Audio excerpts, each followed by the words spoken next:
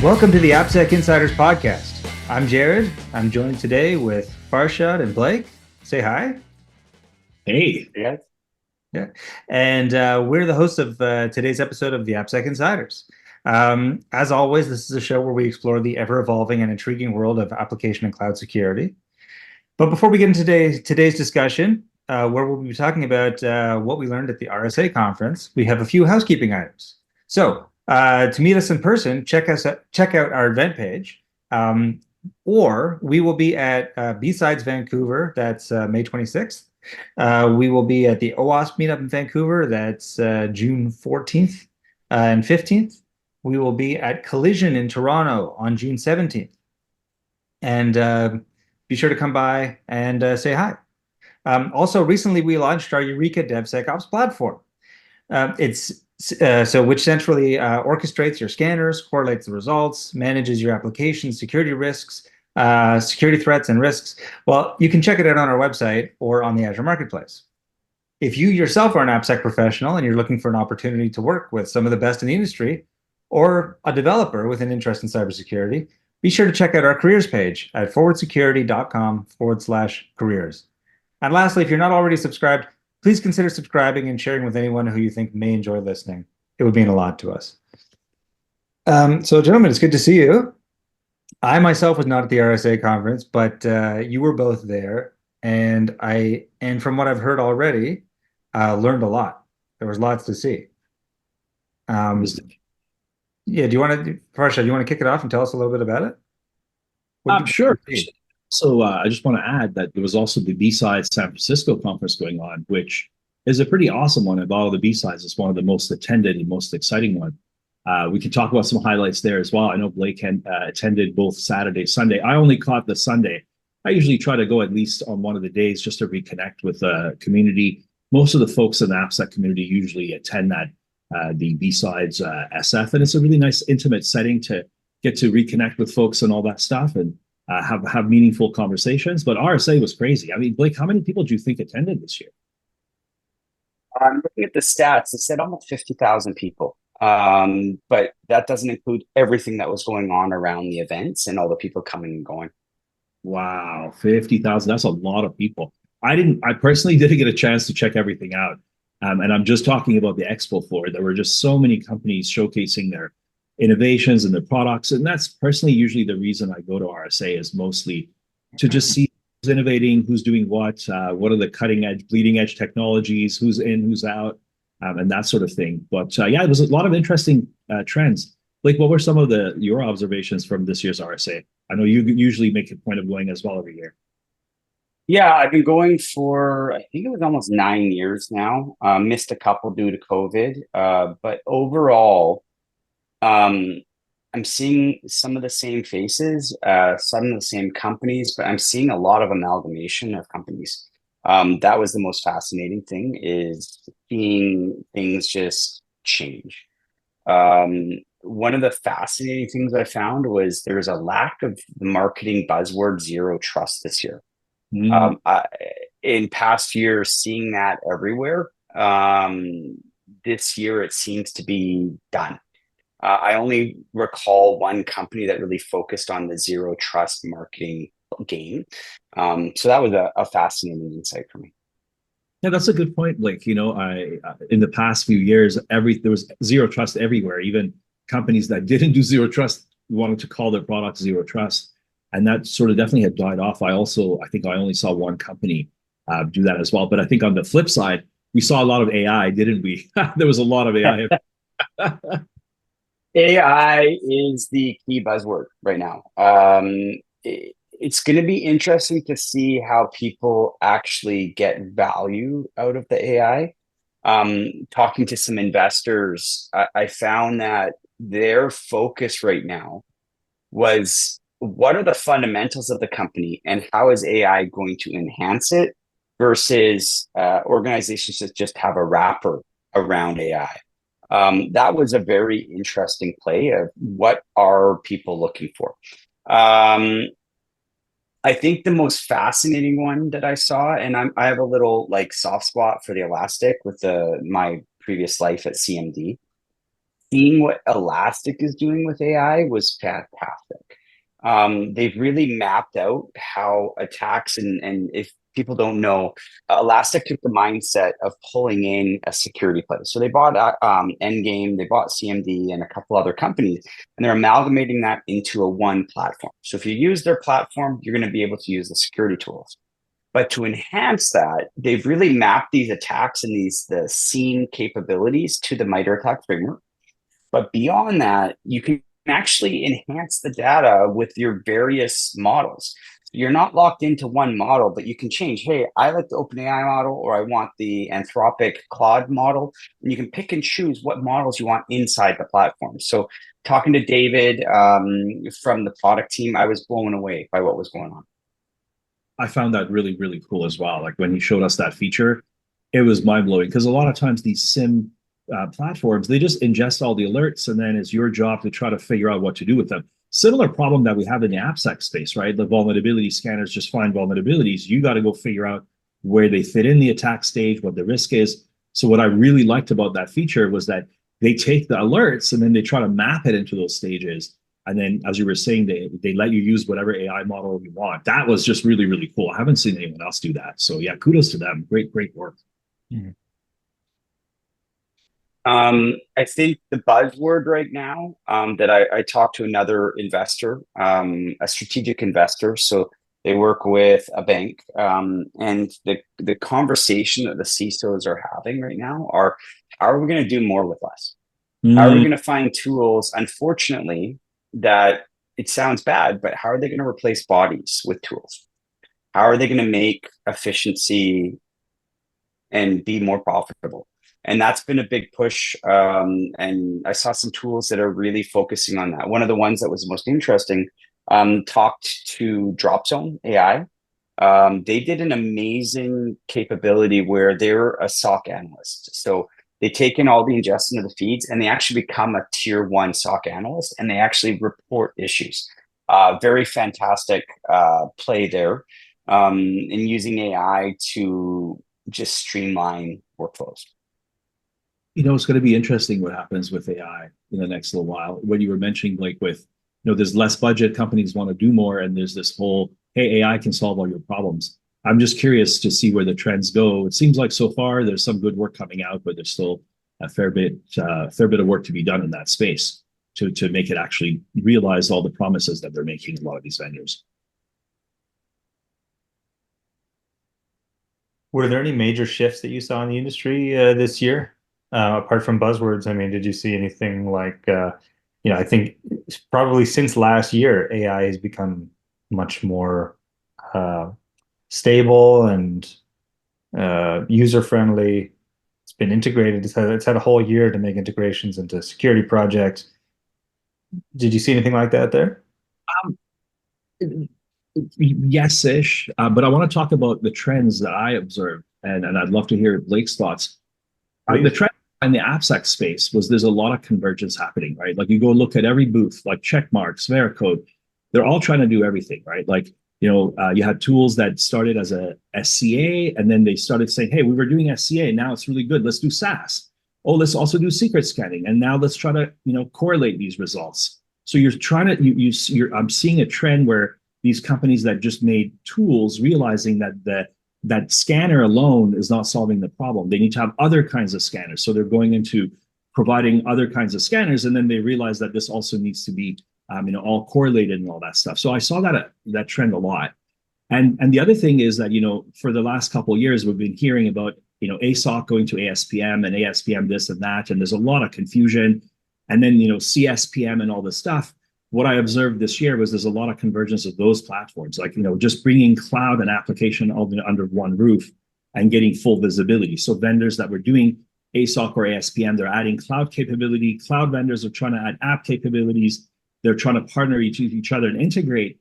But what's really missing is that, seamless integration is really having something that's all of those things in one place and just works. So I've seen vendors claim that we're trying to do this and that, but none of them really work in a seamless manner that provide value to make it easy for the developers to figure out what to do, essentially. But that's the trend that I saw. A lot of convergence across the tooling in the AppSec CloudSec space. And to add up to it, what was fascinating to me was everyone knows that the human element is the biggest attack vector.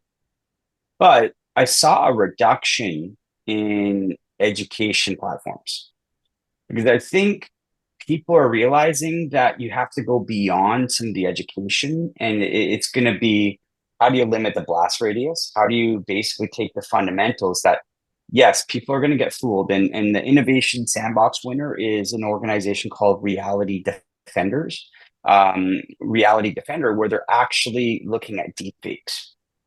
So how are we going to solve that problem of the human element? But I only saw a couple of companies that were really focusing on education, and it's going to be the layers below of taking the fundamentals and rolling that out. Yeah, so it's just interesting. What the Reality Defender is doing right now is they're looking at how are they going to focus on deepfakes. Oh, How are wow. they going to look at what's going to happen? And they won the RSA Sandbox Innovation Award. Really synthesizing synthetic or artificial text media and understanding that for humans, and then bringing that to the attention so people can pay attention and people can kind of mitigate some of those risks. So it's a big problem to solve. But what fascinated me is that education aspect has dropped. Wow. So I maybe KnowBe4 and a couple others have really dominated the market, but I didn't see that as much on the floor this year. Yeah, same here. That's interesting, isn't it? Like, I think the only company that I saw and got my interest was Secure Flag. They're in the AppSec space, and they're actually focusing on the defensive secure coding side of things, which you rarely see. Everyone usually focuses on the offensive and all that stuff. So that was a company I was excited about. I think they offer CTF platforms for secure coding and things like that as well. So I'm going to check it out. And then you mentioned that SimSpace one, which sounded really cool. Yeah, and that's an interesting one. It's so what ThinSpace does is they replicate your full infrastructure. So it's focusing on the tabletop style mentality of how do you actually test and do real live simulations in a test range. So they will take your full infrastructure, replicate that in a virtual environment, and allow real attacks to happen and see what the teams are doing. You can see red teams working with purple teams and blue teams working together to defend. And I think it's a big problem.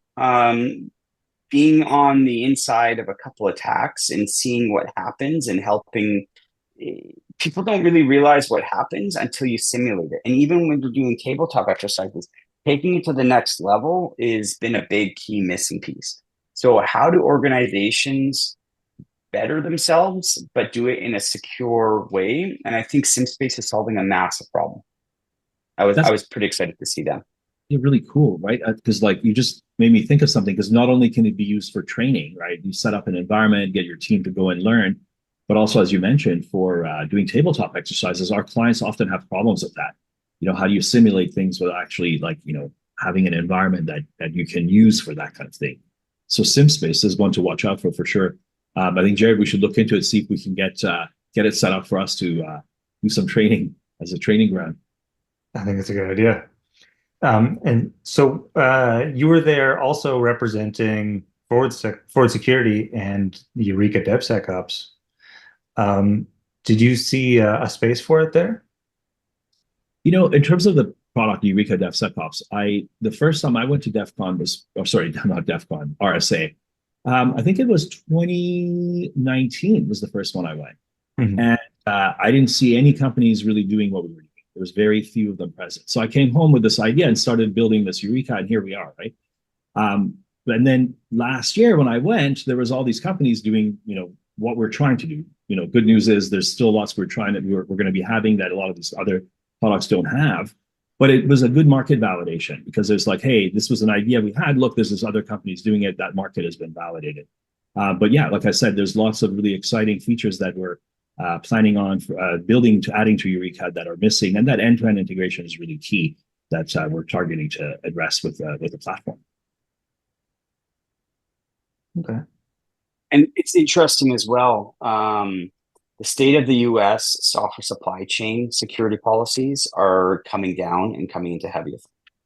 Uh, or I think the U.S. government are really focusing on how people are like it's a big attack vector.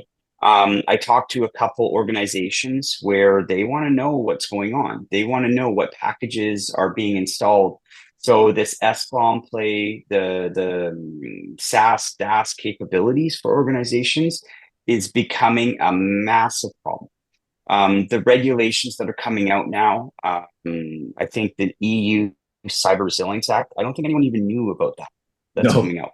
And I that know. is, that's a very big thing. The CASA framework that has now been open source to Linux, the Linux Foundation, they're now stating organizations have to follow and be doing GAST if they want to comply or operate. So we're seeing a trend where application security is becoming a priority. Organizations sometimes cut budget because they don't understand how big of a problem this is. They're like, it works, right? And developers have this mindset, hey, my tools work, my function works, I'm good to go. But with the US policies, with the EU Cyber Resilience Act, and with CASA framework coming out from private organizations, we're going to see a big shift in the coming years in this AppSec space. And people are going to have to take this seriously. It is a massive attack vector. I haven't gone through the new Verizon data breach report, which just came out last week. So I know in the 2023 one, 25% of attacks were targeting basic web applications. So it's a big attack vector, and people are taking it more seriously, and it's great to see. It's going to come and hit everyone by the storm. It's like, it reminds me of when GDPR came out. It just came out of nowhere. I mean, we even us at where I worked at the bank, we weren't ready for it.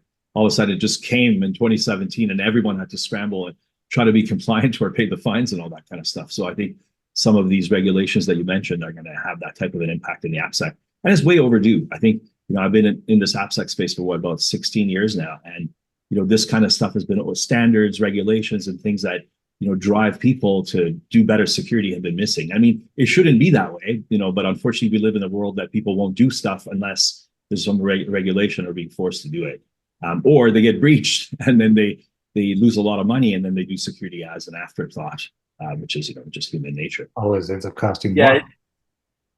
Yeah, I find people don't calculate risk until it affects them. And I learned that from my cousin, who's an engineer at a major power organization that generates power, electricity. And when you understand that mindset, it's tough to get people to make a change. Until they have the ransomware attack or until they have that breach, no one takes it seriously. So seeing large organizations, government organizations stepping in and taking this seriously, it does have a trickle-down effect. The EU has now put in very hefty fines for non-compliance to application security once it has one more step of approval. Once that comes down, organizations are going to have to take this seriously. If you don't report, and then it gets breached, it's going to be hefty fines, 2.5% of global revenue, or 15 million euro for an organization. It is heavy duty. And applications, I think people forget that we live our lives on application. We're talking on Zoom, which is an application. We order our coffee through an application. We do our banking through an application. We use Slack, which is an application. It's a $1 trillion industry, and security is no longer a nice to have. It is a must have, and organizations are taking it seriously, and the government stepping in, which is great for our industry. I wish people would take it more seriously earlier on, but they have to have that hammer to get stuff done. So seeing that come down the pipeline, it's going to be interesting for our industry. And on top of that, the dispersity between AppSec professionals and developers, I think that's going to be the change. How are we going to find a solution that takes the 224,000 AppSec professionals versus the 28 million developers? How are people going to take security seriously, or how are they going to prioritize what to fix? And I also talked to one organization that's in the PCI financial space. PCI 4.0 is a heavy lift, and they basically have a framework that they're going to make sure you have to fix every vulnerability in your application. It's not going to be just mitigate the lows and the mediums. You're going to have to fix everything or have mitigating steps to fix that. So it's going to be an interesting year to see what those changes look like for RSA 2025. Yeah, both PCI and the European regulations. It's going to be a lot of work for AppSec professionals, of which there aren't that many. So, yeah, definitely. Well, we're going to have to wrap it up here. And I think this is actually a good place to stop. So thank you guys both so much for filling us in on what happened at RSA. I personally found it really interesting. And that will conclude our episode of the AppSec Insiders Podcast. We hope you at home enjoyed learning about the RSA conference, the trends in the AppSec industry. Remember to tune in next time as we delve deeper into the world of application and cloud security and explore new ways to protect our digital assets. We appreciate your support and engagement, and if you have any topics you'd like to hear us talk about, please don't hesitate to reach out to us at appsecinsiders@forwardsecurity.com or at FWD_SEC on Twitter. Or feel free to follow Forward Security on LinkedIn for the latest AppSec news and other opportunities. Also, please consider subscribing to our podcast and follow us on LinkedIn or Twitter, where we share updates and our other resources to help you stay on top of the latest in application security. Again, we're going to be at B-Sides in Vancouver. That's coming up May 26th. We're going to be at OWASP, also in Vancouver, PNW, for June 14th and 15th. We're also going to be in Toronto at Collision on June 17th. And what else should I mention here? If you are an AppSec professional and you're looking for an opportunity to work with some of the best in the industry, look at us here in this video. Or if you're a developer with an interest in cybersecurity, be sure to check out our careers page at forwardsecurity.com/careers. Lastly, if you're not subscribed, please consider subscribing and share with anyone who you think might enjoy listening to us. Until next time, stay vigilant and keep your app secure.